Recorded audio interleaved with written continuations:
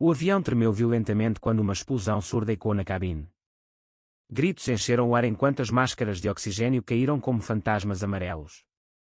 No assento 8A, junto à janela, Miguel acordou sobressaltado, o coração disparado, os olhos ainda pesados de um sono exausto depois de uma noite inteira de discussão com o pai. Ele era um homem de 32 anos, alto, cabelo castanho curto, rosto marcado por uma barba rala que não tivera tempo de fazer. Tinha embarcado no voo Lisboa-São Paulo fugindo de tudo, da empresa familiar que o pai queria que herdasse, da pressão para casar com a filha perfeita de um parceiro de negócios, e sobretudo do segredo que carregava há anos, o facto de ser gay numa família conservadora alentejana onde a palavra maricas ainda era cuspida como insulto. Ao lado dele, no 8B, ninguém. Tinha comprado os 2 assentos para poder dormir tranquilo. Mas agora o pânico tomava conta de todos. O comandante falou pelo intercomunicador, voz firme mas tensa: senhoras e senhores, tivemos uma avaria grave no motor esquerdo. Precisamos de manter a calma. Existe a bordo algum piloto qualificado, preferencialmente com experiência em aviões de combate ou situações de emergência? Silêncio. Depois murmúrios. Miguel sentiu o sangue gelar. Ele era exatamente isso. Capitão Miguel Ferreira, piloto de caça da Força Aérea Portuguesa, licenciado há 2 anos após um incidente que nunca contara a ninguém, um colega que se suicidara depois de ser exposto como gay dentro da base. Desde então, Miguel abandonara a carreira militar, voltara para a vida civil, escondera as asas e o passado. Olhou em redor. Rostos pálidos, crianças chorando, uma senhora idosa rezando em voz alta. Ninguém se levantava. Se não fizesse nada, podiam todos morrer. Respirou fundo, levantou a mão e disse com voz clara: eu sou piloto de combate. Uma hospedeira correu até ele, olhos arregalados. Venha depressa à cabine, por favor. Miguel desabotoou o cinto, ignorando os olhares curiosos dos passageiros. Ao passar pelo corredor, os seus olhos cruzaram-se com os de um homem no assento 12C, do outro lado. Cabelo preto ondulado, pele morena, olhos verdes intensos. O homem parecia tão assustado quanto determinado, e por um segundo inexplicável, Miguel sentiu algo como um choque elétrico. Chegou à cabina. O comandante, um homem de 50 e poucos anos chamado António Ramos, suava abundantemente. O copiloto estava inconsciente, cabeça caída após bater na consola durante a turbulência. O motor esquerdo falhou completamente. Estamos a perder altitude. Consegues assumir? Perguntou Ramos sem rodeios. Miguel sentou-se no lugar do copiloto, colocou os auscultadores, mãos firmes nos comandos apesar do coração aos saltos. Sim, senhor. F-16, mais de 1000 horas de voo. Não mencionou que não pilotava um avião comercial na vida. Mas os princípios eram os mesmos. Começou a analisar os instrumentos, a comunicar com a torre de controle de Lisboa que ainda estava próxima. Enquanto lutava para estabilizar o avião, Ramos observava-o admirado. Onde aprendeste a fazer isto tão calmo? Miguel deu um sorriso amargo. Na guerra que travamos connosco mesmos, todos os dias. Lentamente, com manobras precisas, Miguel conseguiu nivelar o voo usando apenas o motor direito, reduzindo a velocidade para evitar sobrecarga. A torre autorizou o regresso urgente ao aeroporto Humberto Delgado. Os passageiros aplaudiram quando o comandante anunciou que iriam aterrar em segurança. Na aterragem, o impacto foi forte, mas controlado. Os caminhões de bombeiros escortaram o avião até ao terminal. Quando a porta se abriu, jornalistas e equipas de emergência esperavam. Miguel saiu da cabine exausto, mas vivo. E então viu novamente, o homem do 12C aproximava-se, rosto iluminado por um sorriso aliviado. Obrigado, disse o homem, voz grave e quente. Salvou-nos a todos. Estendeu a mão. João. João Mendes. Miguel apertou-a, sentindo um calor subir pelo braço. Miguel Ferreira. Os dedos demoraram um segundo a mais a separar-se. João era repórter de televisão, viajando para São Paulo cobrir uma conferência sobre direitos humanos. Tinha 35 anos, era assumidamente gay, ativista discreto, mas firme. Cresceu no Porto, filho de uma família operária que o aceitara com dificuldade, mas aceitara. A sua vida era feita de lutas públicas e solidões privadas. Na sala VIP onde os passageiros foram levados para a assistência psicológica, os dois acabaram sentados lado a lado. Conversaram durante horas. Miguel, pela primeira vez em anos, sentiu-se à vontade para falar de si, não tudo, mas o suficiente. João escutava com atenção genuína, olhos brilhando. Quando a companhia aérea ofereceu hotel a todos até novo voo no dia seguinte, João olhou para Miguel e disse baixinho: "Queres tomar um copo no bar do hotel? Só para agradecer outra vez." Miguel hesitou. O medo antigo apertou-lhe o peito. Mas algo nos olhos de João, uma promessa de compreensão, venceu. "Sim. Quero." No bar do hotel junto ao aeroporto, com vista para as luzes da pista, os dois beberam vinho verde gelado. A conversa fluiu como se conhecessem há anos. João falou da sua luta na redação, onde ainda havia piadas homofóbicas disfarçadas de brincadeira. Miguel ouviu, sentindo uma identificação profunda. "E tu?" perguntou João. "O que faz um piloto de combate num voo comercial, sentado sozinho no 8A?" Miguel baixou o olhar para o copo. Fugia. A palavra saiu mais pesada do que esperava. Da família, das expectativas de mim mesmo. João não insistiu. Apenas pousou a mão sobre a dele, breve, mas firme. "Não precisas fugir de tudo. Às vezes encontramos pessoas que nos fazem querer ficar." Naquela noite, separaram-se nos corredores do hotel com um "boa noite" carregado de eletricidade. Miguel não dormiu. Pensava no toque da mão de João, na forma como os seus olhos pareciam ver através das armaduras que construíra. No dia seguinte, o voo foi remarcado. Sentaram-se juntos, João mudara o lugar para o 8B. Durante as 7 horas até São Paulo falaram de tudo: música, ambos adoravam fado, livros, sonhos adiados. Miguel confessou que abandonara a Força Aérea depois da morte do amigo Luís, exposto por um colega cruel. João contou como perdera o primeiro namorado para a SIDA nos anos 90, quando ainda era adolescente e o mundo parecia fechar todas as portas. Ao aterrar no Brasil, trocaram números. "Liga-me quando voltares a Portugal", disse João antes de se despedirem no controlo de passaportes. Miguel voltou para Lisboa 2 dias depois, mas algo mudara. Pela primeira vez, queria enfrentar o pai. Ligou para João todas as noites. As chamadas tornaram-se longas, íntimas. Contavam o dia, riam, silenciavam quando as palavras não bastavam. Um mês depois, João regressou a Lisboa para gravar uma reportagem sobre os 50 anos do 25 de Abril e a evolução dos direitos LGBT em Portugal. Combinaram encontrar-se no Mirador da Senhora do Monte.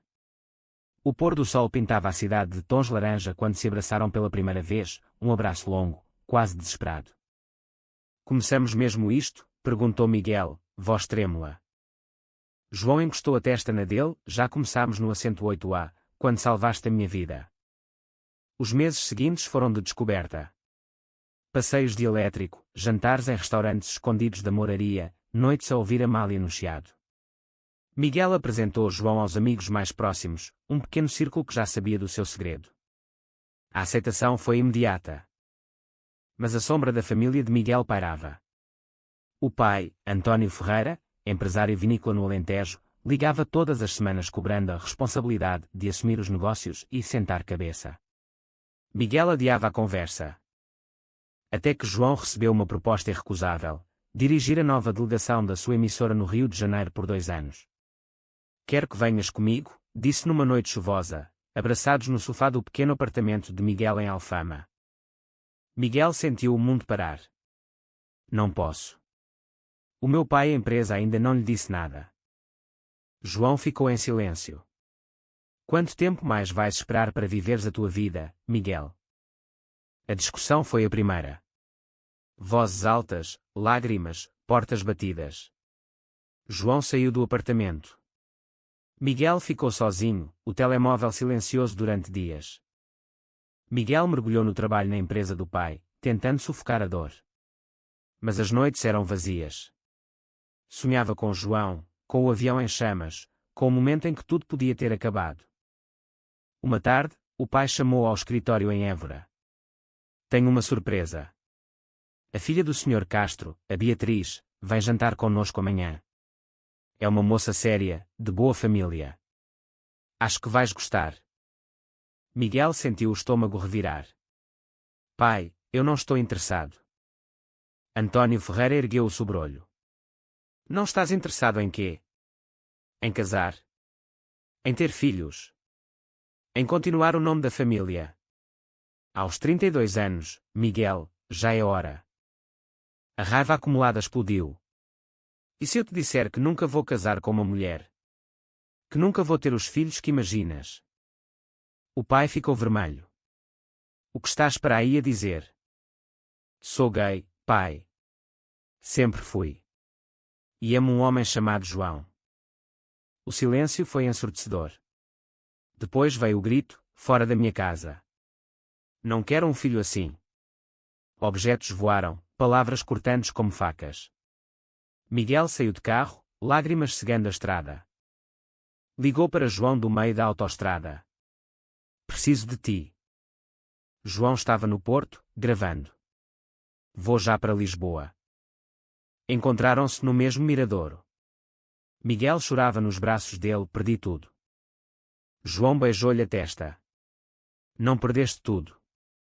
Tens-me a mim. Mas o destino reservava outra volta. No dia seguinte, uma notícia bomba, um vídeo antigo de Miguel na cabina do avião avariado, gravado por um passageiro, viralizara. Ele era agora o herói gay que salvou 189 vidas. Jornais, televisões, redes sociais, todos queriam a história. João, como jornalista, recebeu ordem da redação para entrevistar o ex-piloto gay. O conflito ético era imenso. Não posso fazer isto contigo, disse ao editor.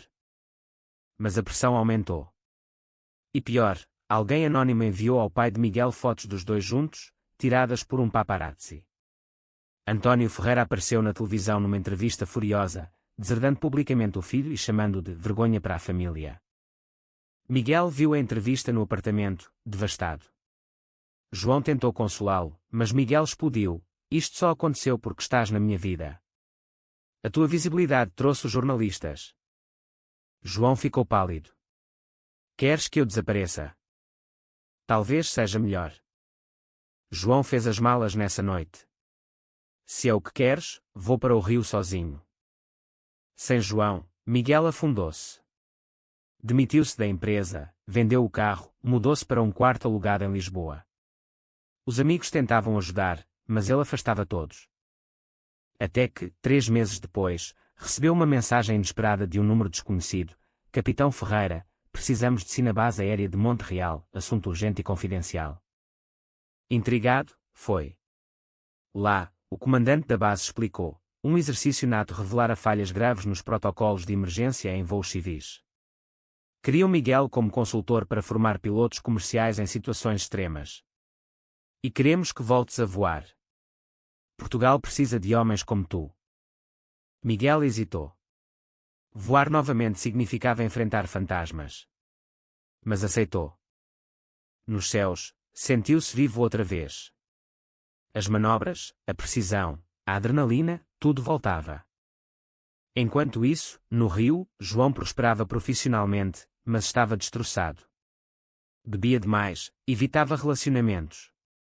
Numa noite, viu uma reportagem portuguesa, Miguel, de uniforme, recebendo condecoração pelo ato heroico no voo. As lágrimas vieram. Ligou para um amigo comum em Lisboa. Como está ele? Melhor. Mas falta-lhe qualquer coisa. Alguém. João comprou bilhete para Lisboa no dia seguinte. Chegou sem avisar. Foi direto à base aérea, pediu para falar com o capitão Ferreira. O guarda ligou para o hangar. Quando Miguel apareceu, de macacão de voo, sujo de óleo, viu João à porta, mais magro, olhos vermelhos. Olá, herói. Miguel ficou sem palavras.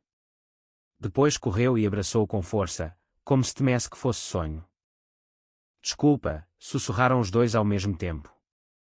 Reconciliação foi lenta, feita de conversas longas até de madrugada.